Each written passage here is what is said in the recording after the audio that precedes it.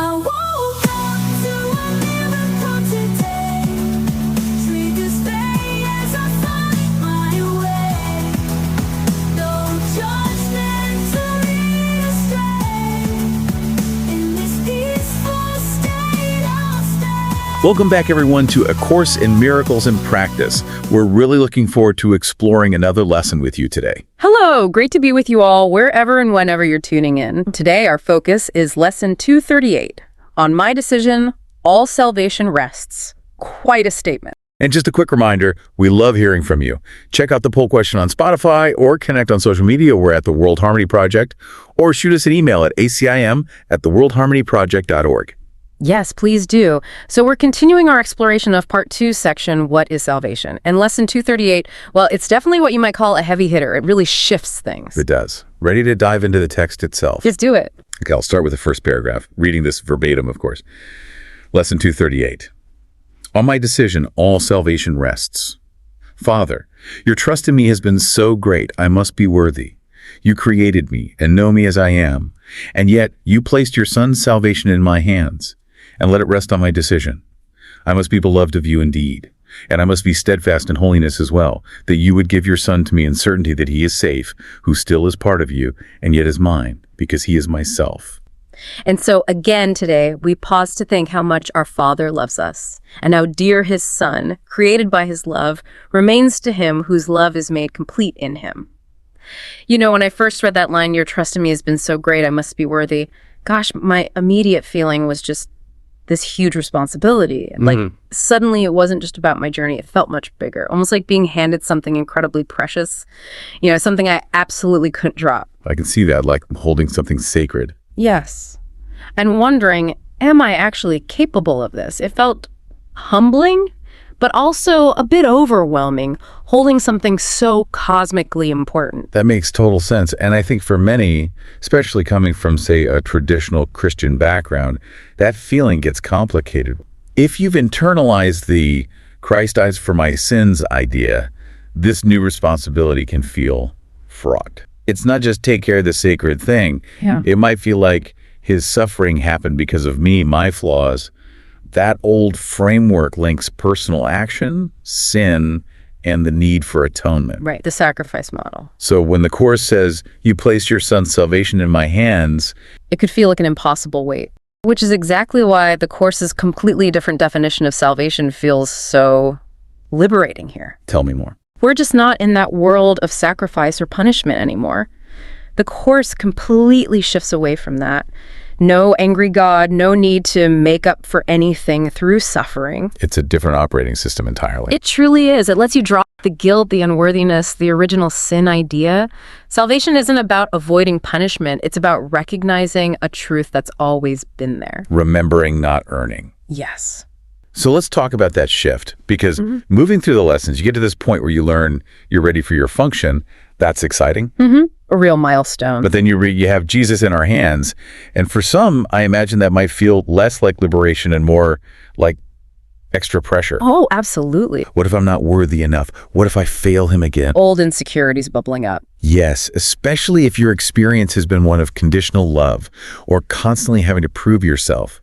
There's a vulnerability in being given such huge responsibility, even if it's ultimately good. It can make you second guess everything. It really can. Like all your hidden doubts suddenly get a spotlight. If you're running a business, you know that fear of making the wrong call, but this feels cosmic. It's a huge leap, going from maybe feeling like a passive recipient, Christ did the work, to suddenly being responsible for salvation, or for Jesus himself in this metaphorical sense.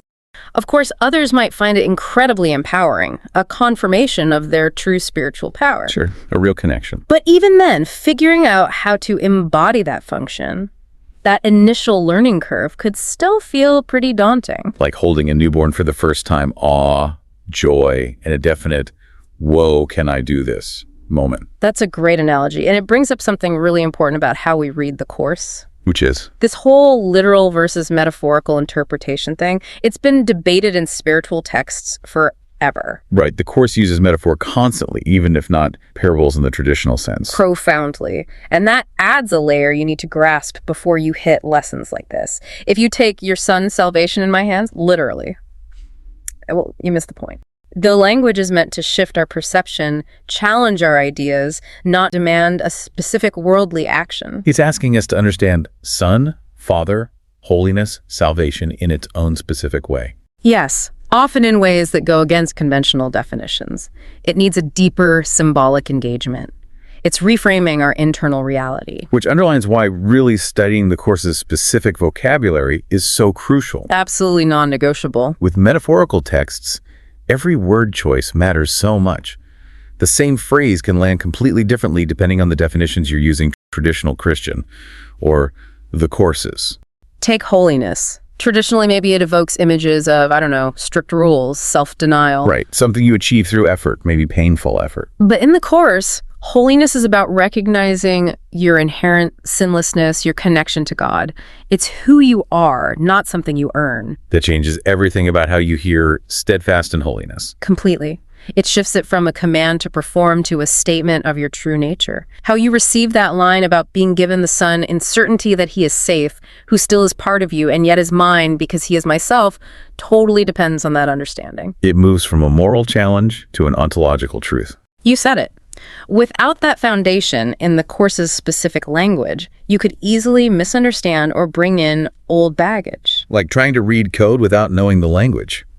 Reaching this point in the lessons, being told you're ready for your function, isn't just about getting through the pages. It means you've developed the interpretive tools. Your mind is becoming attuned. You're ready to receive the deeper message and let it really change your perception. So let's dig into that opening line again, because it's so counterintuitive to how we usually think. Father, your trust in me has been so great, I must be worthy. It's remarkable, isn't it? The circular logic. God's trust proves our worthiness. We don't earn the trust first. It's not, be good, then I'll trust you. It's, I trust you, therefore you are worthy. The trust itself is the evidence. It bypasses all that striving and self-doubt. What a powerful affirmation. It cuts through so much conditioning about unworthiness. It's like someone you admire saying, I'm giving you this vital task, not because you're perfect, but because I know you can handle it. I see your capacity. And that belief itself empowers you. It often does. I've seen it in managing people, trusting them brings out their best more than micromanaging does. That makes sense. And then woven into this, you pointed out that identity paradox. Yes. Jesus is described as both part of you, God, and mine, because he is myself. Whoa, that's not just poetry. Not at all. It's a profound statement about our interconnectedness, our shared identity in God. It blurs those lines between separate selves. It's like a mystical collapse of boundaries. That's a great way to put it. So saving Jesus becomes saving yourself. It completely reframes the responsibility. You're not carrying an external burden for someone else. You're reclaiming your own true nature, your wholeness. The separation is the illusion. So when you choose salvation, you're doing it as your true self, in union with everyone. Shifts from duty to self-realization. Yeah. Remembering who you are. The responsibility isn't a weight. It's the path back to recognizing yourself. The capital S self, the shared Christ identity. And adding another layer to that is the theme of certainty. Oh, yes. God gives his Son in certainty that he is safe. Not hope, not faith, certainty. It's absolute, unshakable, not a gamble. Which suggests this isn't a test you can fail. Right. It's not a trial run. It's recognizing what's already true about your spiritual capacity, an ability you inherently possess. God is certain of the outcome. Because your true nature as part of God cannot fail in its purpose, which is love and recognition. It's a truth being revealed, not a challenge to overcome by sheer willpower. Which implies then there's absolutely no reason not to fulfill your function. No real possibility of failure. What a contrast to our usual experience. Think about like corporate training. You're constantly evaluated, judged. Maybe your job's on the line. That underlying pressure to perform, prove your worth, avoid mistakes. Low-level anxiety is just normal. But here, the premise is totally different. It's an invitation to step into what you already are, with success guaranteed. No fear of being fired from your spiritual function. It's part of who you are. It's inerrant. And in so many situations, like that corporate training example, there's often that implied threat, perform or else. Right. Scarcity, competition, fear-based motivation, striving to avoid the negative. But this lesson operates from pure abundance, certainty, trust. The motivation isn't fear, it's the natural outflow of love and truth from your real self. A completely different energy. liberating, not constricting. Your function flows naturally, inevitably, from who you already are as God's child. It's an expression of your identity, not an assignment you could mess up. There's huge comfort in that. Worthiness is a given. Holiness is your truth. And that just dissolves performance anxiety, doesn't it? There's no real possibility of failure. Not because the bar's low. But because your capacity is infinite and your awakening is inevitable.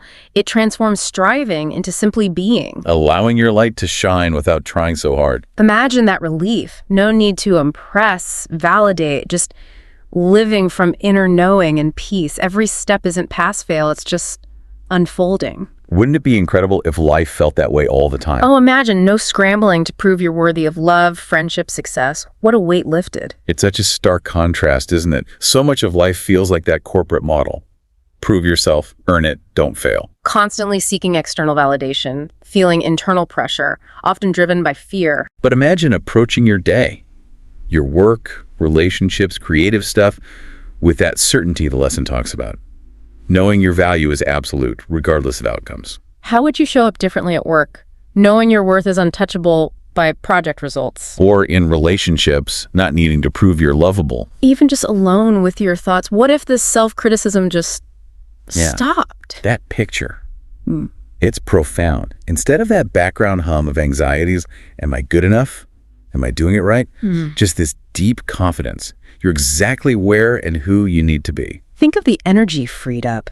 No more mental gymnastics, comparing, worrying what others think. Approaching a tough conversation, not worried about being the perfect parent or partner, just bringing your real self, knowing your love is enough. It's a release into peace, a sense of rightness just by existing. And this ties into how the Course helps us see our intrinsic value, even when the world doesn't. Yes, the world judges by external status, looks, and money. Seeing it as an illusion stops us internalizing those judgments as our failings. It gives permission to say, the world's value system isn't my truth. Because navigating a world based on scarcity and conditional love, it's so easy to start believing the negative messages. Feeling inadequate, like an outsider. The Course points beyond that. And it doesn't dismiss those feelings of loneliness or not fitting in. It doesn't say, get over it. No, it says, of course you feel that way. Your infinite worth trying to fit into a dream based on limits and conditions. Your discomfort is a sane response to an insane system. It's not your failure. It's your wisdom recognizing the illusion. That framing is so helpful. Yeah. Discomfort in the illusion isn't a bug, it's a feature. It's the alarm system. Your true self knows something's off here. That unease is evidence of your sanity. Proof you should feel out of place in a system that denies universal worth. So loneliness isn't personal failure. It's spiritual recognition that this separation isn't the truth.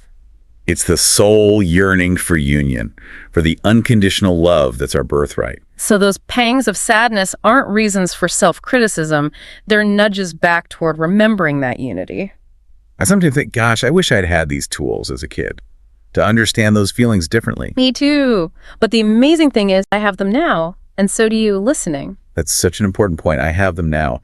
And maybe there's a unique wisdom gain from experiencing the contrast. I think so. Living through the world's value system and then learning to see through it, that finds a depth of understanding. And compassion for yourself and others still caught up. It turns past struggles into valuable lessons, showing how everything ultimately points us back home. And this directly connects to that core question. What is salvation? It really clarifies it. Traditional views often frame it as being rescued from something, sin, punishment, unworthiness, an external force saving us from our brokenness. Implying we need rescuing because something's wrong with us. But this lesson flips that entirely. Salvation isn't escaping somewhere else. It's seeing through the dream's value system that made you feel unworthy or separate in the first place. Shifting perception from scarcity and guilt to abundance and love, an internal awakening to the reality that was always there. From ego identity to Christ identity. And thinking back to earlier lessons where we learn about having a function, remember wondering what that job might be. Yeah. This lesson seems to answer that, but subtly. It encourages us to just go out and do what we're ready to do. It's not going to hand out specific job titles. No cosmic job board. Right.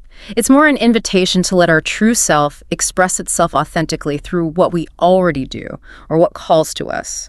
Our function isn't some separate spiritual task. It's how we live, moment by moment. Which is so reassuring. We don't wait for new instructions. We use our existing skills, talents, interests, and just be ourselves from that place of remembered truth. So the teacher teaches, the artist creates, the parent nurtures. The professional brings integrity and peace to their meetings. These ordinary things become expressions of our function when done from that place of inherent worth. Any role, any talent, any interaction becomes a vehicle for extending love, recognizing Christ in others and in ourselves, bringing spiritual awareness to the everyday. Transforming daily life into ongoing salvation. And the Course assures us, absolutely, that we are enough as we are. What a relief that is. After maybe years of trying to fit molds, prove worth, endless self-improvement. This lesson says your quirks, your unique perspective, your talents and limitations, it's all exactly what's needed for your function. You don't need to become someone else. Your unique expression is the perfect instrument. The things you might have judged about yourself are integral to your contribution.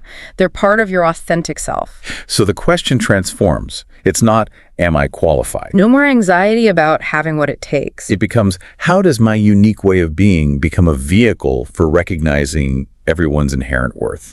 So as we wrap up, maybe just reflect on how this lesson redefines success, moving it away from external validation. Towards that internal state of being, that recognition of inherent worth in yourself and everyone. And maybe try applying this certainty of worthiness to one specific area this week. Could be a tricky relationship, a project you're avoiding, a task at work. How might your experience change if you approached it knowing your capacity is infinite and your true success, extending love, recognizing self, is inevitable? We'd genuinely love to hear how this lesson lands for you. Are you feeling that shift from pressure to natural expression? Is salvation as recognition changing things day to day? Let us know. Share on social media at the World Harmony Project or email us at acim@theworldharmonyproject.org and check out the Spotify poll. Thank you so much for exploring this with us today. Until next time, please remember you are enough as you are. Take good care, everyone. See you soon.